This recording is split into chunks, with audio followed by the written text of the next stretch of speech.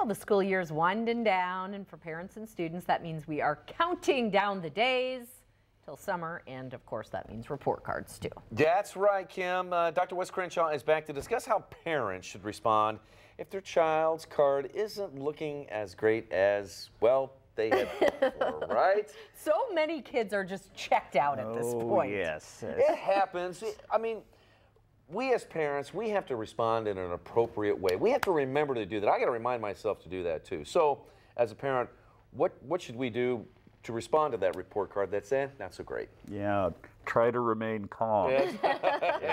The first thing you have to do is not take it personally. Parents, it's just so easy for us as parents to think, wow, this is all about me. You know, it's a reflection on me what my children's grades are, and I promise you it is not.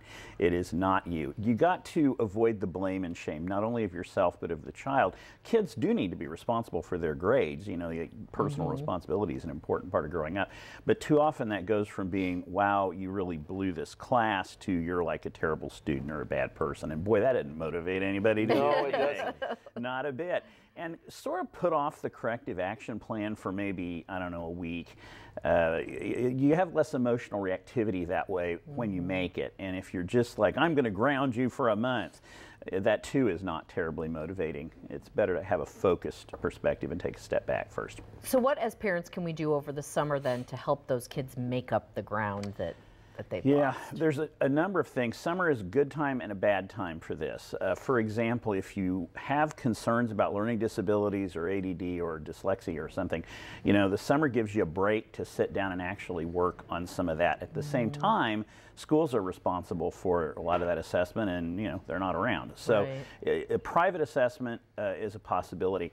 And then there's also enrichment activities you can do privately or through the school districts. Different schools have different options for that. Tutoring, some of that is free, some of it is something you have to pay for. And then there's also credit recovery for the high school students. May have to, you know, to graduate on time, they may have to do some recovery, and different districts have different ways of doing that. You want to look into it if you think your child might miss graduation because of that bad report card.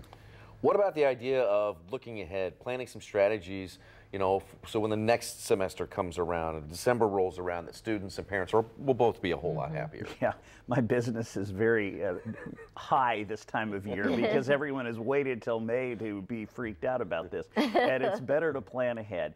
And we like to recommend several things to parents. First of all, my wife is the KNEA Teacher of the Year, and I always talk with her about this.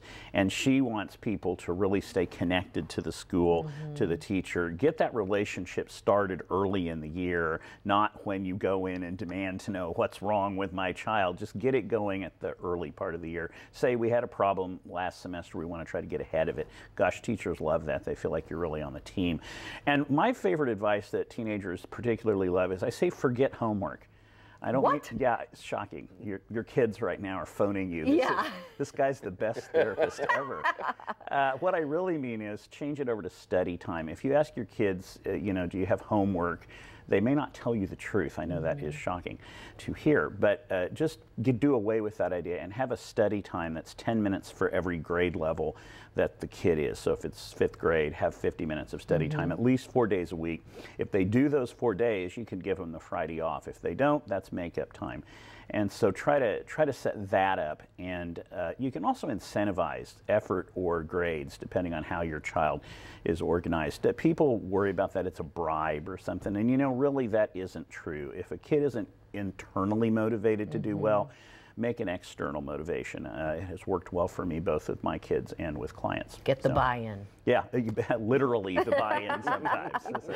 Thank you, Dr. Wes. Good to see you, Dr. Wes. Take If you care. have any questions about this morning's segment, or if you'd like to learn more about Dr. Wes, he has an office in Lawrence. You can also find him online at dr-wes.com.